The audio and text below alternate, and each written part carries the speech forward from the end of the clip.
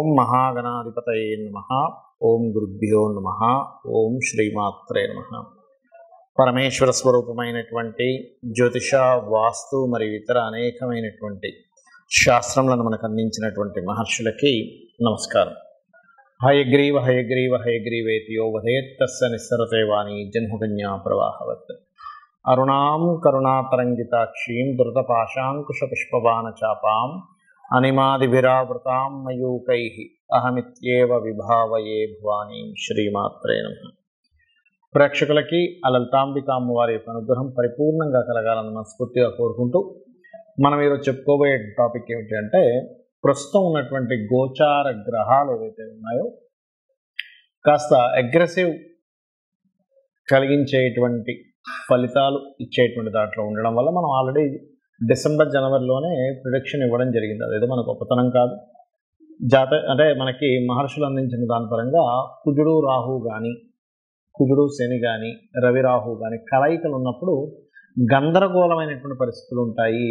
గొడవలు, పోలీసులు, అరెస్టులు, లేకపోతే ఇట్లాంటివి ఉంటాయని చెప్పడం జరిగింది. పాత వీడియోలోకి వెళ్తే మీకు కనబడుతుంది చాలా స్పష్టంగా. అయితే ఇది చాలామంది అడుగుతుంది ఏమిటంటే, నన్ను ఏమండి మరి ఈ కాంబినేషన్ ఎప్పటి వరకు ఉంది, దీనికి మా రాశి వారు ఏదైనా చేసుకోవాలా అని ఎవరికి వాళ్ళు అడుగుతూ ఉన్నారు నాకు.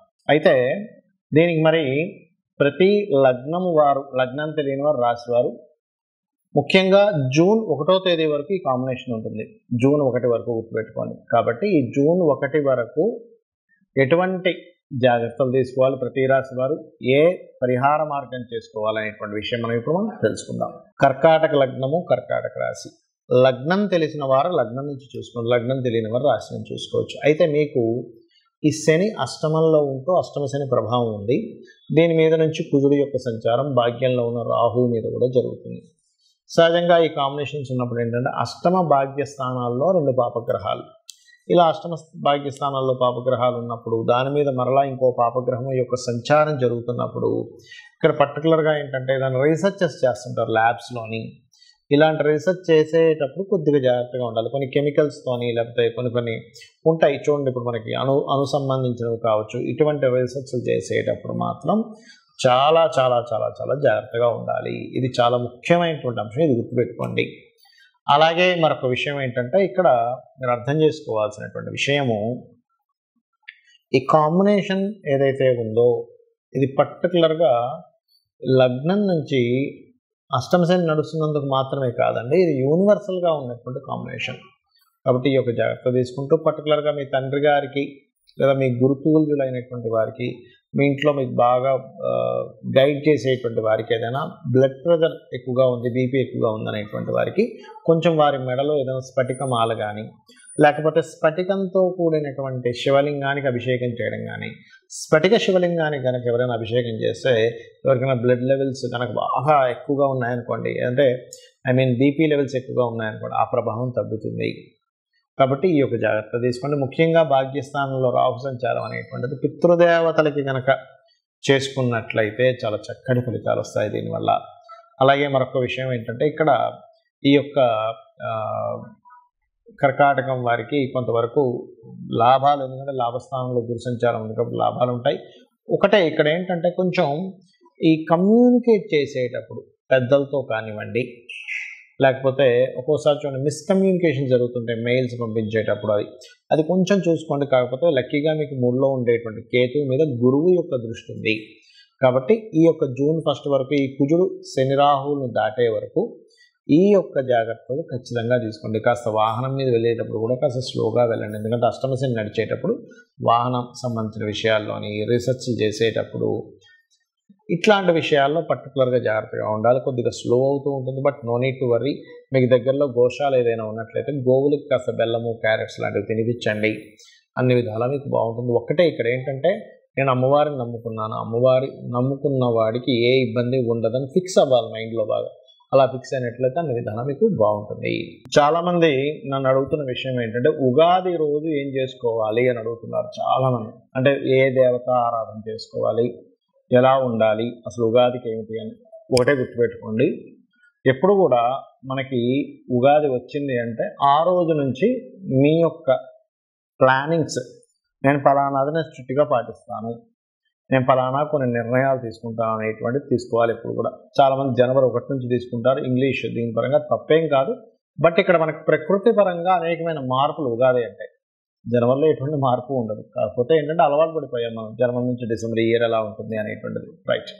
అయితే మీరు తీసుకునేటువంటి నిర్ణయాన్ని భగవంతుడి ముందు కూర్చొని సంకల్పం చేసుకుని, స్వామి లేదా అమ్మవారు అయితే అమ్మవారు, స్వామి అయితే స్వామి ముందు కూర్చొని, ఈశ్వరుడే అనుకోండి, నారాయణుడే అనుకోండి, కూర్చొని నేను ఈ రోజు నుంచి నేను ఫలానా వ్యసనాలు ఏమైనా ఉంటే వదిలేస్తున్నాను, ఏదైనా కామక్రోధాది సంబంధించిన వికారాలు ఉంటే నేను వదిలేస్తున్నాను. ఎందుకంటే నేను ప్రత్యేకంగా క్రోధ సంబంధించిన ఎందుకు చెప్తున్నానంటే ఈ క్రోధీనామ సంవత్సరం అంటారు. అంటే ఏమిటి, ఒకరి మీద ఒకరు ద్వేషాలు, కోపాలు, గొడవలు ఇవి ఇచ్చేటువంటి సంబంధం ఉంటుంది. బికాజ్ ఆఫ్ ఈ ఉగాది మంగళవారం వస్తుంది. మంగళుడు అంటే కుజుడు సహజంగానే ఉగాది సమయానికి పాపగ్రహాలతో కలిసి ఉంటున్నాడు. కాబట్టి ఒకరి మీద ఒకరికి కోపాలు, ద్వేషాలు, గొడవలు ఇవి ఎక్కువగా ఉండే సంవత్సరం అంటారు. అందుకని వీలున్నంత మట్టుకు ఈ సంవత్సరం అంతా కూడా చండీ హోమం చేసుకోవడం కానీ, లేకపోతే మీరు శివ అభిషేకం చేసుకోవడం కానీ, ఏమంటే నువ్వు ఫలానా దగ్గర చేస్తున్నారు వెళ్ళాలంటే వెళ్ళండి,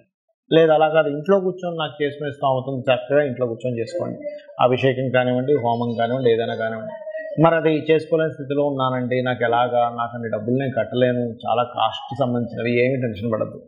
చక్కగా ధ్యానంలో కూర్చొని మీరు హోమం చేస్తున్నట్టుగా ధ్యానంలో ఉండండి. ఆటోమేటిక్గా హోమం చేసిన ఫలితం అంటే మీరు స్థితి కట్టలేని స్థితిలో ఉన్నవారు, ఆల్రెడీ ధనం ఉంది, బోర్డు వేలు లక్షలు సంపాదిస్తున్నాను, నేను అలా కూర్చుంటానంటే కాదు. ఎందుకంటే మీ వల్ల నలుగురికి ఉపయోగం ఉండాలి కాబట్టి ఆ రకంగా ఒకటి చేసుకోండి. అలాగే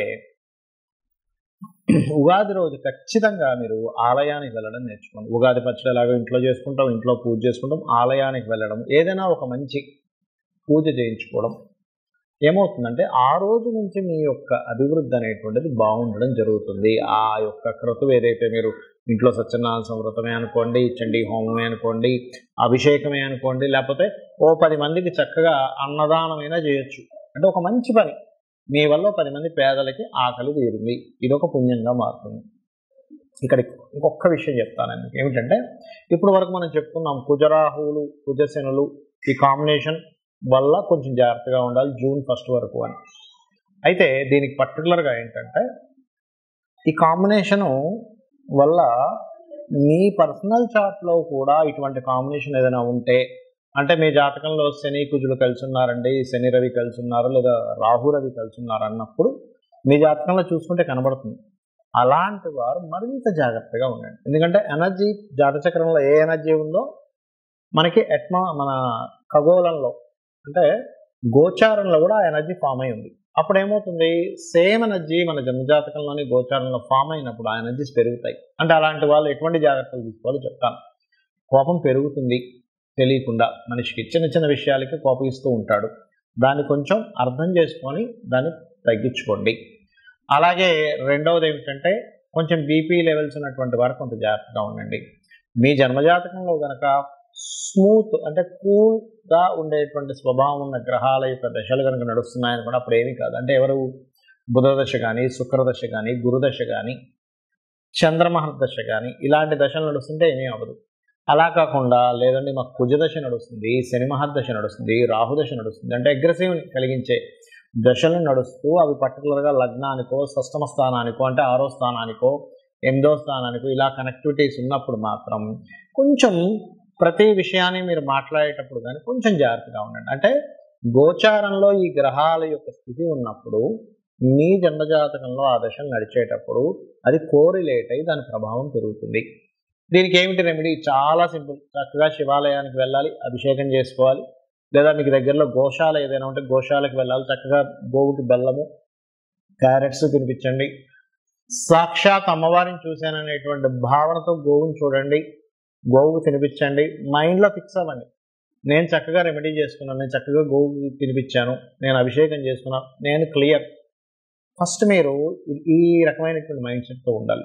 అప్పుడు ఏమవుతుందంటే మీ జన్మజాతకంలో ఎటువంటి దోషం ఉన్నా, గోచారంలో ఎటువంటి దోషాలు ఏర్పడినా ఏమీ అవ్వదు. ఫస్ట్ మీరు నేను అమ్మవారి పాదాలు పట్టుకున్నాను, అమ్మవారు నాతో ఉంది, నాకు ఏమీ కాదనేటువంటి భావన మీలో రావాలి.